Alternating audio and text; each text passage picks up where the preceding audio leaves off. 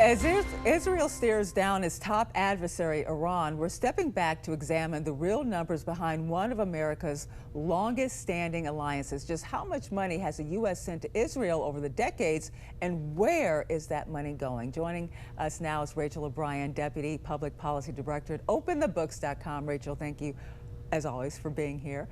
Let's start just with that top line number. How much money has the U.S. given to Israel since really records began?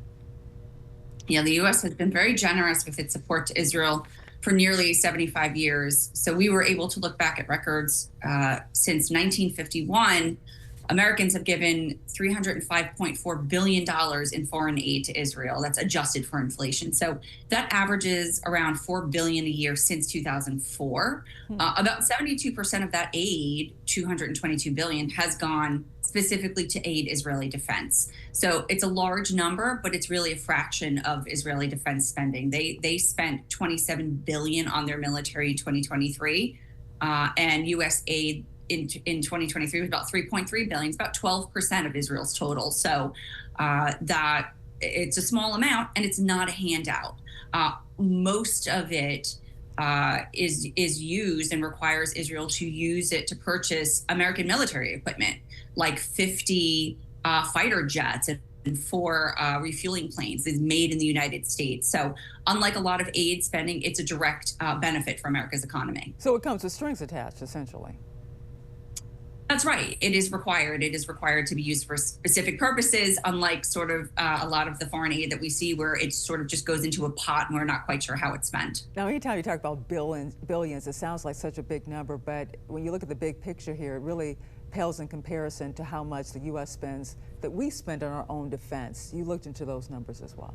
Yeah, it really is a minuscule amount compared to our own defense and even our other domestic priorities. So that $222 billion for Israeli defense since 1951, that's compared to $47 trillion the United States spent during that same time for our own Department of Defense.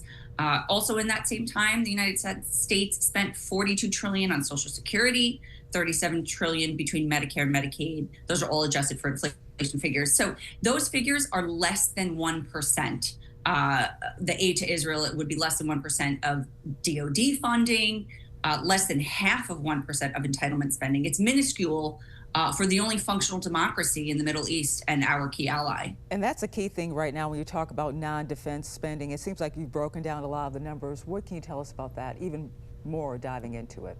Yeah, the non-defense spending, so right, that total figure to Israel, $305.4 billion, $222 billion of it for defense. That leaves $83 billion for other spending. The largest of that is $77 billion that came from USAID.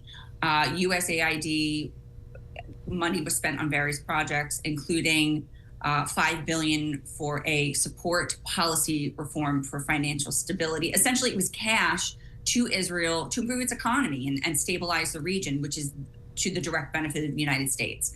The Department of Agriculture gave Israel almost $5 billion for a program known as Food for Peace. And this was to purchase American agricultural projects. Again, this is a direct benefit to the United States. And then another $1 billion spread to various agencies.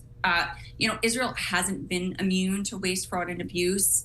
That has infiltrated all corners of government, but the vast majority of the spending has aided in building Israel's strategic defense.